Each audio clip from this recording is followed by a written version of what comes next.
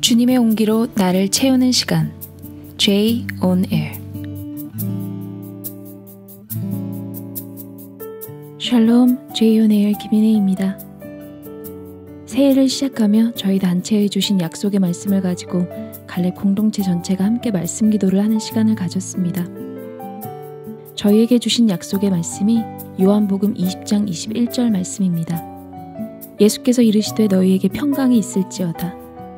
아버지께서 나를 보내신 것 같이 나도 너희를 보내노라. 요한복음 13장부터 21장까지 묵상을 하며 기도하는 가운데 이 거룩하고 위대한 사명을 이룰 능력이 전혀 없는 제자들의 모습이 극적으로 드러나고, 그럼에도 불구하고 그런 그들을 끝까지 사랑하신 주님의 포기치 않는 사랑을 보게 되었습니다. 결국 주님이 맡기신 거룩하고 위대한 사명은 오직 약속하신 성령의 능력으로만 가능했습니다. 주님이 이 마지막 과업을 완수해야 할 우리에게도 동일한 말씀을 하고 계시다는 것을 깨달을 수 있었습니다. 너희 힘으로는 안 돼. 내가 너희 안에, 너희가 내 안에 있을 때에만 열매를 풍성히 맺을 수 있어. 내가 성령을 너희에게 보내줌으로써 모든 것을 다 조치해 두었어. 믿기만 해. 라고 격려하시고 위로하시는 주님의 음성 앞에 아멘으로 화답할 수밖에 없었습니다. 그래서 주님의 일하심이 더욱 기대되는 2022년입니다. 주님의 이 거룩하고 위대한 사명으로 부르심받은 제임스 프레이저. 그 또한 자신의 열정과 힘으로는 결코 이 사명을 이룰 수 없음을 처절히 깨닫고 기도의 자리로 나아갔습니다. 그의 기도는 명백하게 초점을 맞춘 기도였습니다. 그는 수백의 리수 가정을 달라고 하나님께 구했습니다. 하나님은 그가 드린 구체적인 기도에 어떻게 응답하셨을까요? 궁금하시죠? 함께 기도가 응답되는 흥미진진한 현장으로 들어가 보겠습니다.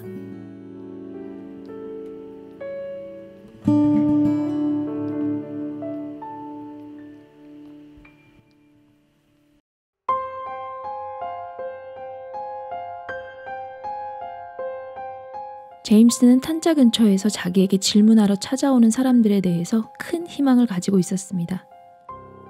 그들은 생생한 관심을 보였습니다. 그 지역의 무당은 제임스를 칼 사다리 축제에 오라고 초대하였습니다. 이 축제를 바라보는 군중들의 얼굴에는 두려움이 가득했습니다. 그들은 축제를 즐기는 것이 아니었습니다. 복음에 흥미를 보이던 사람들도 이 축제를 보고는 다 떨어져 나갔습니다. 그는 이렇게 고백합니다. 그 지역의 리수 사람들이 복음에 대해 보이는 태도에 저는 아주 실망했습니다. 늘 하던 대로 그들은 처음에는 기쁨으로 말씀을 받습니다. 몇 명은 기독교인이 되겠다고도 말합니다. 한 노인과 그의 아들은 특히 진지한 것 같았습니다. 그런데 두려움의 영이 그들을 사로잡자 하나씩 떨어져 나가서 아무도 남아있지 않는 겁니다. 우리는 우리가 그들을 처음 만났을 때 보았던 이방인의 상태로 그들을 남겨놓아야만 했습니다. 그것은 매우 가슴 아픈 경험이었고 한동안 저를 멍하게 만들었습니다.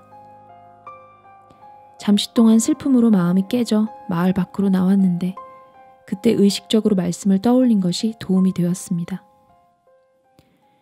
저에게 어디서부터인가 힘이 솟아났습니다. 직접 분명하고 강하게 사탄을 대적하는 기도를 하자 믿음이 회복되고 평화가 찾아들었습니다. 승리를 위해서 절망의 기운이 완전히 떠나가야만 했습니다.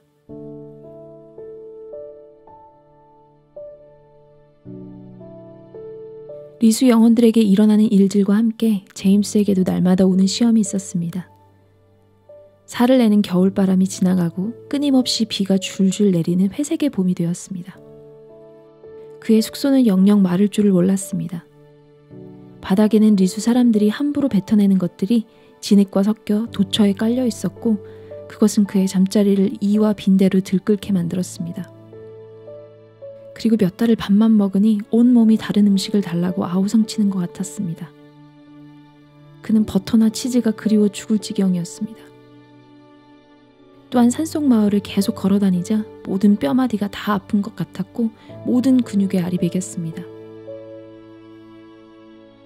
그러나 이런 열악한 상황 속에서도 주님을 향한 초점을 잃지 않기 위해, 절망의 나락으로 떨어지지 않기 위해 부단히 믿음의 씨름을 하는 흔적들이 그의 일기장에 적혀 있습니다. 1916년 1월 1일. 이렇게 특히 추운 날에는 늦게 일어나지 않도록 조심해야 한다. 요즘 나의 죄를 대항하는 가장 성공적인 무기는 내 안에 살아계신 그리스도이시다. 그분을 찬양하라. 1월 4일. 결과가 없는 것을 슬퍼하는 사람들처럼 되지 않으려고 한다. 대신 하나님의 신실하심 안에 쉴 것이다. 내 역할은 하나님의 성실하심을 붙잡고 커다란 결과를 확보하기 위해 필요한 수단을 사용하는 것이다. 1월 16일. 아침 예배에 한 사람도 오지 않았다. 여리고 성벽은 믿음으로 무너졌다. 그러나 믿음만이 필요한 것은 아니었다. 7일 동안 성 주위를 돌고 난 후 벽이 무너졌다. 7일간의 인내가 요구되었고 날마다 성 주위를 부지런히 도는 일도 필요했다. 그것은 규칙적이고 체계적인 기도로 상황을 포위하는 것과도 같을 것이다. 여기에서 우리의 일에서 성공할 수 있는 하나님의 방법을 본다. 그 일이 무엇이든 간에 기도와 믿음과 인내라는 세 가지가 함께 있어야 한다. 2월 4일. 탄자에서의 사역이 나를 완전히 절망하게 한다. 진지함이 요구되는 영적 문제에 대하여 아무도 중요하게 생각하지 않는다.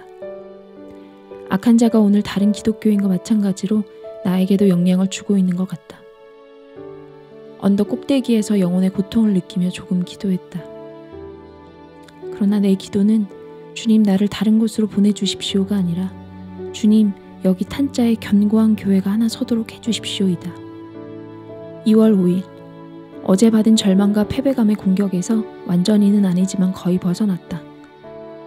어떤 때는 회복하기가 쉽지 않음을 발견한다. 기독교인 중 대다수가 독한 술을 마시러 갔다. 현재 탄자는 내가 이곳에 처음 발을 디딘 이래로 그 어느 때보다도 거의 희망이 보이지 않는다.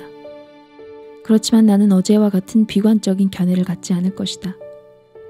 반대는 이론적으로 따지거나 간청해서가 아니라 꾸준하고 끈질긴 기도로 이길 수 있는 것이다. 사람을 상대할 필요가 있는 것이 아니라 어두움의 권세에 대항해서 싸워야 하는 것이다. 일이 잘 안 될 것 같으면 기도한다. 만일 예배 등이 활기가 없고 단조로워지면 더욱 기도한다. 아무 열매 없이 몇 달이 지나면 더욱더 힘을 내어 기도하고 도와줄 사람을 찾는다.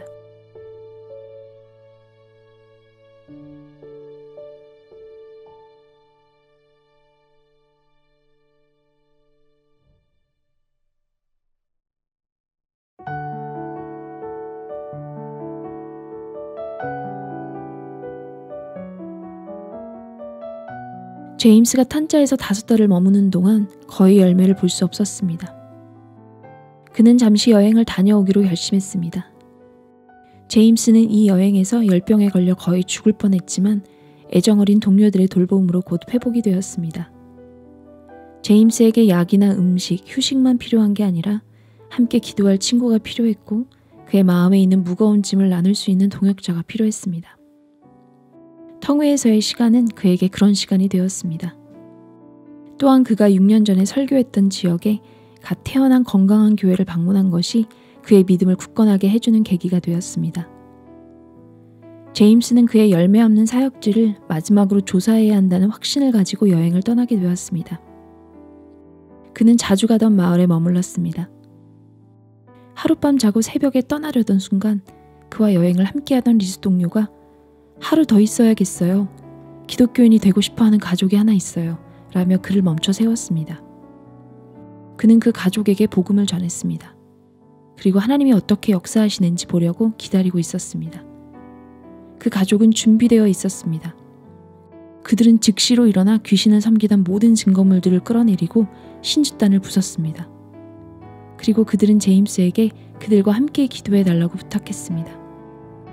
제임스는 2, 3일을 더 머무르며 믿음 안에서 신생아인 그들을 가르치고 있었는데 다른 사람이 자신에게도 와달라고 그에게 부탁했습니다. 인근 지역에서 또 다른 가족이 왔습니다. 결국 7가정 이상이 그들의 신주단을 없애고 하나님의 백성으로 받아들여 달라고 기도했습니다. 이것은 아주 고무적인 변화였습니다. 제임스의 노력이 필요하지 않았습니다. 그저 그는 그 모든 과정 속에서 하나님 안에서 안식하며 교제를 하고 있었을 뿐이었습니다. 그는 마치 산파와 간호사와 같이 행동했습니다. 그의 편에서 어떤 수고도 하지 않았는데 아이들이 태어난 것입니다. 그는 곁에 서서 주님의 구원을 보았습니다. 제임스는 도가니 마을을 방문했는데 그곳에서도 10가정 이상이 자신들의 신주단을 부쉈습니다. 마침내 마을 산당도 허물어뜨렸습니다. 마을 사람들 대다수가 살아계신 하나님을 섬기기 원했습니다. 2주가 채 되지 않은 그의 여행 중 4개의 마을에서 15가정이 그들의 모든 우상을 불태우고 하나님께로 돌아왔습니다. 제임스는 편지로 그 상황을 이렇게 묘사하였습니다. 저는 이제 리수 사람에게 그리스도인이 되라고 설득하려고 하지 않습니다. 그들이 온 마음을 다해 돌아오지 않고는 변하기 쉬우며 만족스럽지 않음을 알기 때문입니다. 만일 그들이 진정으로 돌아왔다는 모습을 보이면 그 집에 들어가서 그 가족과 오랫동안 시간을 보내며 어떻게 다음 단계로 나가야 할지를 설명해 줍니다. 그러면 그들은 모두 일어서서 기도한 후에 모든 것을 잘게 부수고 찢어서 불에 넣는 것입니다. 그렇게 모든 것을 깨끗하게 쓸어버리는 것을 그들이 좋아하는 것 같습니다. 그들이 그 장소를 깨끗이 쓸고 나면 그들의 표현에 의하면 하나님의 길을 걸으려고 하는 사람이 있는 옆집으로 나를 데리고 갑니다. 그가 중국에 온 지 8년째 되는 해 129가정이 귀신 숭배의 어둠에서 그리스도를 믿는 자리로 돌아왔습니다. 이 숫자는 약 600여 명에 육박한 엄청난 열매들입니다. 100여 킬로 정도 되는 거북이 언덕에서부터 탄자에 이르는 지역 가파른 산골에 흩어진 커다란 양떼였습니다. 그는 이제 새롭고도 시급한 문제에 직면했습니다. 누가 이 모든 사람들의 목자가 되어 돌봐줄 것인가였습니다. 그는 염려하지 않으면서 이것에 대해 기도했습니다. 그는 하나님이 시작하신 일을 계속하실 것이고 이루실 것임을 믿어 의심치 않았습니다. 다른 곳으로 가기 전에 하나님께서 일하시는 표적을 찾기 위해 한 이 마지막 여행은 그의 생애에 있어서 가장 놀라운 여행이었습니다. 비로소 하나님의 때가 온 것이었습니다. 그는 길에서 우연히 바타오를 조우하게 되었습니다. 그는 카렌 사람으로 제임스보다 리수말을 더 잘했고 준비된 목자였습니다. 하나님은 바타오를 준비해 놓으셨습니다. 제임스가 탄자로 돌아왔을 때 이전에 그에게 절망을 안겨주었던 칼 사다리 축제가 열렸던 넥마촌이 그리스도께로 돌아오는 놀라운 역사를 경험할 수 있었습니다. 이런 놀라운 일이 일어나는 동안 본부에서는 제임스가 샹하이로 와서 10년 동안 있었던 사역 보고를 하기 원했습니다. 마침 제임스는 맹장염 수술이 필요했기에 샹하이로 건너갔습니다. 그러나 그의 마음은 윈난산에 있는 어린 양떼 생각으로 가득했습니다. 그는 이렇게 고국에 편지합니다. 내가 사람들이 하는 식으로 생각했다면 그 리수의 어린 신자들이 다시 귀신 숭배로 돌아가지 않았을까 하고 많이 근심했을 것입니다. 그러나 하나님께서는 내 모든 걱정을 그분께 맡길 수 있도록 힘을 주셨습니다. 내 걱정을 내가 끌어안고 그분께 맡기지 않았다면 그 일을 그렇게 오랫동안 견디지 못했을 것입니다.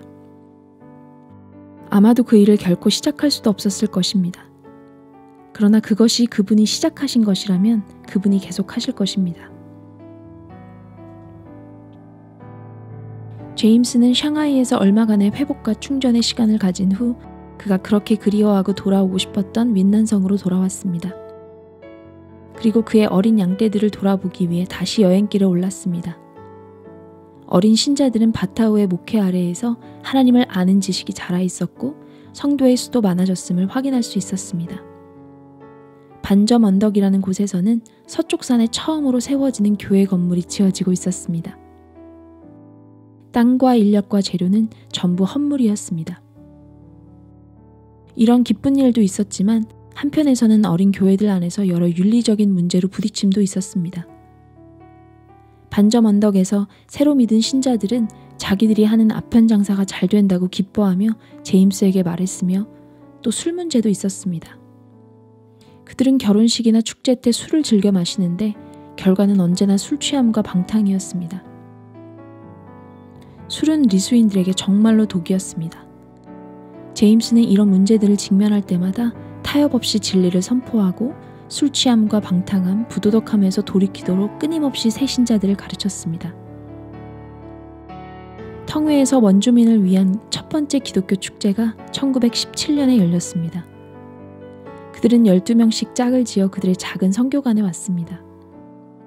축제 기간 동안 매일 아침 기도가 끝나면 제임스는 그들을 모두 예배당에 모아놓고 읽기를 가르쳤습니다. 저녁에는 노래를 인도했습니다. 오후에는 운동 시간을 가지기도 했습니다. 그리고 이 성탄축제의 마지막 식사에는 이들의 작은 선교관에 80명 이상이 모여 있었는데 제임스와 그의 동료 선교사 플래그는 이들에게 거한 잔치상을 차려주었습니다. 이 축제는 하나님의 가족이라는 일체감이 특별하게 모두의 마음 가운데 자리했습니다. 그것을 시작으로 그 축제는 매년 계속되었고 오늘날까지 기독교 원주민들이 계속하고 있는 관습이 되었습니다. 로마가 하루아침에 이루어지지 않았듯이 텅웨 지역에 강하고 잘 훈련된 리수 그리스도인의 교회를 세우는 일도 하루 만에 이루어지는 일은 아니었습니다. 그러나 제임스는 서두르지 않았습니다. 그는 주님을 묵상하며 이렇게 고백했습니다. 우리 주님의 일생 중에서 가장 눈에 띄는 것은 조용하고 고른 균형이었다. 무슨 일이 있어도 당황하신 적이 없었고 아무리 사람들이나 악마가 공격을 해도 결코 자세를 흐트러뜨리신 적이 없었다. 변덕스러운 사람들, 적대적인 지배자들, 믿음 없는 제자들의 한가운데서 주님은 언제나 고요하고 침착하셨다. 그리스도는 진정 열심 있는 일꾼이었지만 하나님이 정해주신 것보다 더 많이 하지도 않고 덜 하지도 않았다. 들떠있는 법 없이 서두르지도 않고 걱정하지도 않으셨다. 그렇게 어지러운 조건 아래서 그렇게 평화로운 삶을 산 사람이 세상에 또 있었는가? 제임스도 예수님처럼 영혼을 위해서 일하고 있었습니다. 최소한 200가정을 목회하면서 제임스는 리수 문자를 만들어 복음서와 교리문답을 그 말로 번역해야 할 때가 되었음을 감지했습니다. 그 일을 위해 제임스는 미얀마로 건너갔습니다. 여름의 강렬한 열기 속에서 한 미국인 선교사의 도움을 받아 마가복음과 교리문답을 리수말로 다 번역하였습니다. 그러나 사람들에게 글 읽기를 가르치는 것은 또 다른 도전이었습니다. 하나님은 계속해서 리수족 안에 부흥을 주셨습니다. 거의 마을 전체가 주님께 돌아오는 역사도 있었습니다. 제임스가 중국에 온 지 14년이 되던 해 그는 신생 리수교의 상태를 재고해보는 시간을 가졌습니다. 어떤 곳은 힘있고 지각력이 있고 성장이 빨랐습니다. 다른 곳은 그가 그렇게 오래도록 가르쳤는데도 다시 영을 숭배하는 자리로 떨어졌습니다. 그는 이런 상태를 지켜보며 이렇게 말합니다. 저는 기도가 우선이고 가르치는 것이 두 번째라고 생각하곤 했습니다. 그런데 현재 저는 기도의 자리가 첫 번째, 두 번째, 세 번째에 있어야 하고 네 번째에 가르치는 것이 와야 한다고 느끼고 있습니다. 저도 새 신자를 가르치고 훈련하는 것의 중요성을 그 누구보다도 잘 알고 있습니다. 그럼에도 불구하고 2, 3일 동안 배운 지식만을 가지고 그들 배후에 계신 하나님의 은혜로 말미암아 견고하게 서 있는 많고 많은 리수 신자들을 여러분에게 보여줄 수 있습니다. 사실상 많은 지식이 그 자체로 생명을 주는 힘을 가지고 있지 않습니다. 하나님의 영의 능력에서 떠나 있다면 아무리 좋은 교훈을 가르친다 해도 에스겔 37장의 마른 뼈와 같이 죽은 것입니다. 그러나 하나님의 생기를 그 안에 불어넣으면 그것은 극히 큰 군대처럼 강력해질 수 있습니다. 하나님의 숨결은 마을의 분위기를 해치는 독가스를 날려버리실 수가 있습니다. 여러분의 기도의 응답으로 말입니다.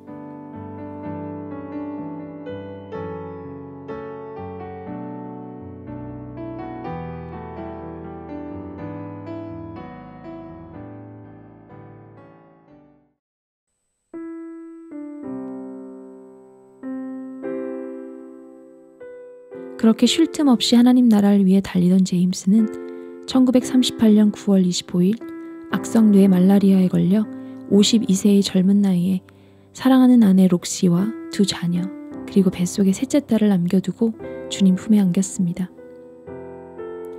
제임스를 사랑하고 따랐던 많은 이들에게는 갑작스러운 이별이었습니다. 누강에서 리수인 몇이 바오샨에 와서 제임스의 시신을 성교관 옆 작은 예배당에 옮겨놓고 리수식으로 그를 위해 예배를 드렸습니다. 기도와 찬송 그리고 조사 모두가 리수말이었습니다. 서쪽 산악 지역에 흩어진 수천의 신자들의 작별 인사를 대표하는 것이었습니다. 그리고 며칠 후 기독교식 장례가 바오샨 거리에서 행해졌습니다. 그들은 예배당을 꽃으로 채웠고 그 후에는 도시를 지나가는 긴 행렬이 침묵 가운데 비단 깃발을 들고 지나갔습니다. 제임스는 30년간 그의 집이 있었던 바오샨을 내려다보고 있는 언덕에 장사되었습니다. 제임스가 죽은 후에도 원주민의 성경학교 사역은 힘있게 계속되었습니다. 일본군의 침략으로 선교사들이 잠시 리수족을 떠났을 때에도 원주민 교회들은 여전히 번창하고 있었습니다. 1949년 중국이 공산화된 후 끝까지 남아있던 선교사들마저 그들을 떠나야 했을 때 800명의 리수인이 모여 할렐루야를 합창했습니다. 이후 리수교회는 그들 스스로 모진 박해를 견뎌내야만 했습니다. 그러는 와중에 리수말 성경은 꾸준히 번역되어 1980년 리수 성경 전수 개정 초판이 출판되었습니다. 한참 시간이 흘러 폴 카우프만이라는 사람이 리수족과 교회에 대해 이렇게 전하고 있습니다. 하나님은 중국 남서부의 원주민 기독교인들 사이에서도 역사하고 계신다. 중국 안에서 규제가 완화된 이후로 70여 원주민 회중이 공개적으로 나오게 되었다. 이 원주민 교회 중에 가장 큰 그룹은 5,000명의 회중을 가지고 있다. 미얀마로 가는 옛길에 있는 이 지역의 북쪽에 있는 티벳 국경 근처에는 기독교 활동이 활발하다. 크리스마스가 되면 2,000명이 넘는 원주민이 말씀 사경회에 참석한다. 중국 관료들이 놀라고 있는데 사실은 당황하고 있다. 그들은 집회의 단상에 서서 그 무리 중에 신자가 얼마나 되는가 하고 물었다. 2명 외에는 다 공개적으로 일어서서 자기의 신앙을 증거하였다. 그곳 지역 전체에 일어난 발전을 뒤에서 지켜볼 때 하나님의 손이 당신의 백성에게 역사하셨을 뿐 아니라 그분을 알지 못하는 사람들에게까지 미쳤음을 분명히 볼 수 있다. 하나님께서 그분의 왕국을 세우실 때 지옥의 문이 이기지 못한다.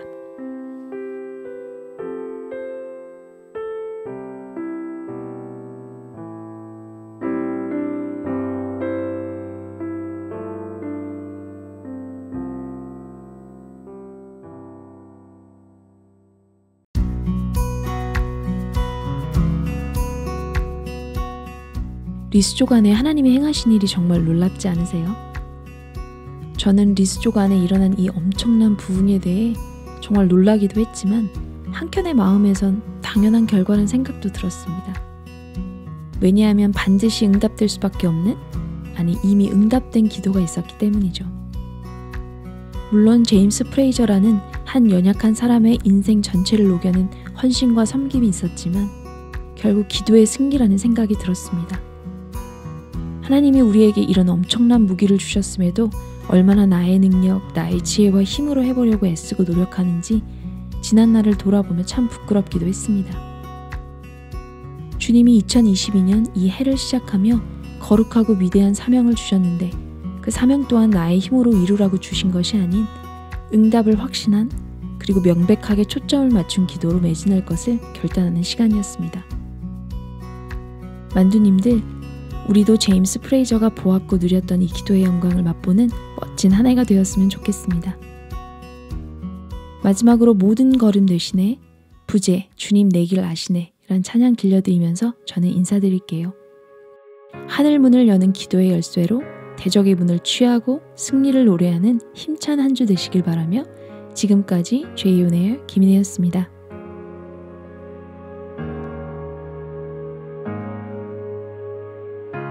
주님 내 길 아시네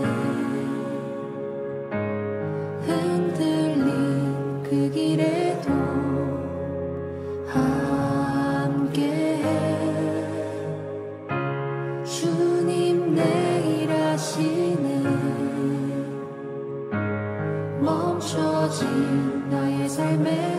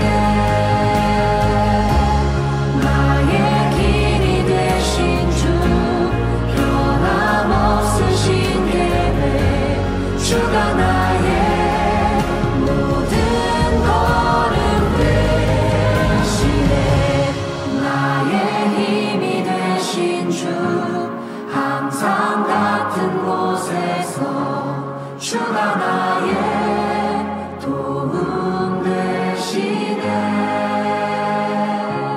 나의 길이 되신 주 변함없으신 계획 주가